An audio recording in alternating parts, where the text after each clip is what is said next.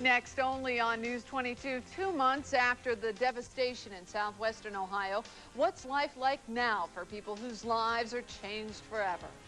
Does a soggy day mean a foggy night? Stay tuned. Your forecast coming up. When we gave drivers of the Mercury Villager a smooth car-like ride, we didn't forget about the passengers' comfort. We gave them independent heating, air conditioning, and separate audio controls, along with 4 captain's chairs and an innovative sliding rear seat, all giving further proof that Mercury Villager's back seats don't take a back seat to anyone.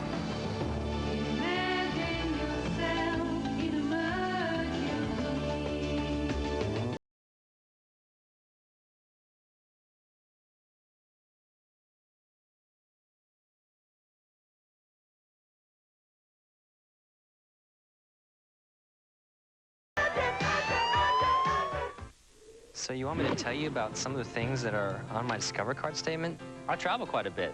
Ooh, I didn't know that the golf balls were around here. I'll take out $100 to buy the bait, gas up the boat. How many credit cards make a statement like that? It pays to Discover. As youngest girl in my family, I grew up with a lot of hand-me-downs. Bernadette Spears, hand-me-down expert.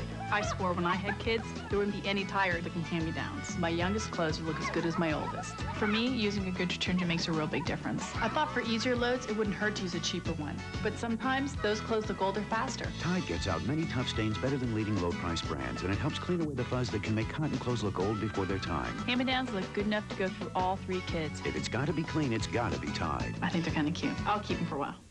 As a baby boy fights to live, what storm is brewing in the lives around him? We'll just have to wait and see. If there was ever a night to watch ER, who's gonna let me down? Don't be the one to miss this one. You come to rounds today or don't ever come. Be there if and when I can. All new ER, NBC next Thursday. Saturday, it's the profiler you've been waiting for when Sam meets Jack, only on NBC. You just saw Noah Wiley on ER. Later, see him without all the gory details when he visits Jay along with supermodel Rebecca Romaine and singer Cyndi Lauper. Your local news is next. Now on News 22, loved ones of a murder victim patch up old differences but wonder why no one's been arrested. The latest on a local teacher drugged in his own classroom and how your kids can turn the tables on drug dealers. You're watching News 22 at 11. Good evening, I'm Laurie Penco. And I'm Jay Dunlap. A deadly stabbing, a known suspect, but why is he not behind bars? Investigators in West Carrollton questioned the suspect about Scott Moyer's death, but did not arrest him. As News 22's Dan Weiss tells us, Moyer's family says it just doesn't make sense. For just a short while tonight, 2 families put aside their differences to mourn for Scott Moyer. This father of 3 was stabbed to death Tuesday near his West Carrollton home. Moyer's common-law wife, Rhonda, and Scott's family don't get along. There was even talk of not letting her into the funeral home. He's just as good as family to us. He's been with us for years, and we hate to see that he's gone, and it ended up like it did. William Reitzel says he witnessed the attack. He says the killer is a man police questioned today. Reitzel and others wonder why the suspect was not arrested. The man questioned knew Moyer, and the family says it was all part of a deadly feud. All police say is the evidence they collected will go to the grand jury. Well, he was taken in custody, as far as I know, without incident by the Richmond, Indiana Police Department. They notified our police department, and we sent representatives over. He voluntarily gave statements to our officers. Tonight, Rhonda did go to the funeral home to mourn for Scott and wonder how and why he died. Dan Weiss, News 22. Investigators say the man they questioned today told them where to find the knife that was used to kill Moyer. But West Carrollton police are not releasing his name. A grand jury will hear all the evidence at a later date. Now we turn to Chief Meteorologist Clay Anderson for a first look at your forecast. And Clay, a dreary day, but a pretty nice evening. Jay, it's a nice day outside, but there's a little bit of fog starting to develop here and there across the Miami Valley. The reason for that is the cold frontal boundary has not made its way completely across our area. As a result, stand by for some areas of some patchy fog until later on tonight. I'll talk about it in detail with the forecast coming up a little bit later. We'll continue now with more news. You're driving on I-70 and it turns into a life-saving mission. That happened today for some ordinary people who became real-life heroes. Just east of Springfield, troopers say this car crossed the median and hit a tractor-trailer at about 60 miles an hour. Before medics got there, a nursing student, a truck driver, a young mother, and others stopped to help 5 victims. Well, I think it's wonderful that people are willing to get involved because someday it might be them. I'm shaky. I'm shooken up. I mean, to see I've seen people with some bad injuries here today. All 5 victims are from Columbus. They're of Asian descent and barely speak English, but tonight it looks like all will be okay. And 2 separate car accidents happened within minutes of each other, both on the same Dayton street. On Maya Avenue, this car smashed into a van. Just moments later, a few blocks away, 2 other cars slammed into each other. No one was seriously hurt in either accident, but neighbors say they're tired of cars speeding down their street and they want something done. Yeah, we've been trying to get speed bumps in here. There have been several wrecks here and people got hurt and this and that.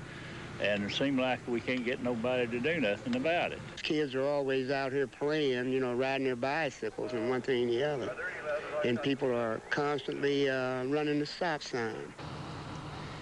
Dayton police say from now on, extra patrols will go around the area looking for speeders.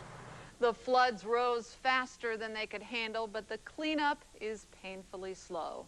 More than 2 months after record flooding in southern Ohio, lots of people are still trying to rebuild their lives.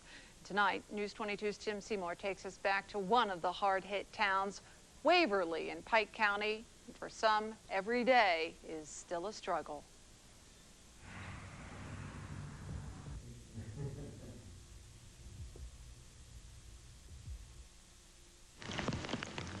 A steady rain falls in Waverly's Green Acres subdivision.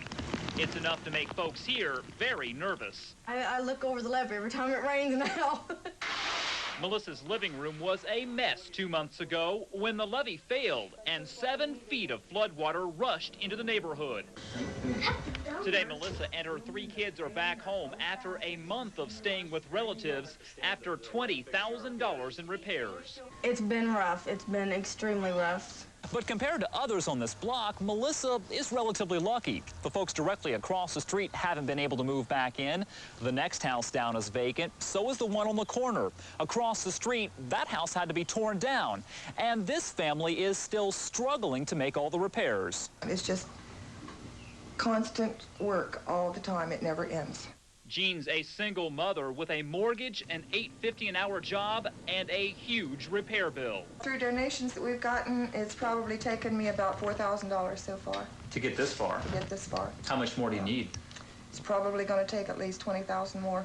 She says federal help's been very slow coming, but the levee's been fixed. And it's a lot wider. A little too late, though, for Jean and Melissa. Tim Seymour, News 22. And just this week, the Federal Emergency Management Agency began packing up its temporary office in Chillicothe. And after getting more than 10,000 applications for help, $12 million was doled out to victims in southern Ohio. A Beaver Creek student not in class today, but in court, facing charges of drugging his teacher. School officials say the 15-year-old slipped LSD into his teacher's coffee. The teacher has been back in class after a trip to the hospital. The student is in juvenile detention after a court hearing in Greene County. He's charged with corrupting another with drugs and has been suspended from school for 2 weeks. The student did not tell police where he got the drugs. It's estimated 1 in 5 high school seniors uses illegal drugs once a week. Students say peer pressure to stop is low, and so is pressure from parents. In a special crackdown on crime, see how your children can turn the tables on the drug trade. A drug dealer making sales right outside the school, a sight that's all too common. What should your children do if they see it?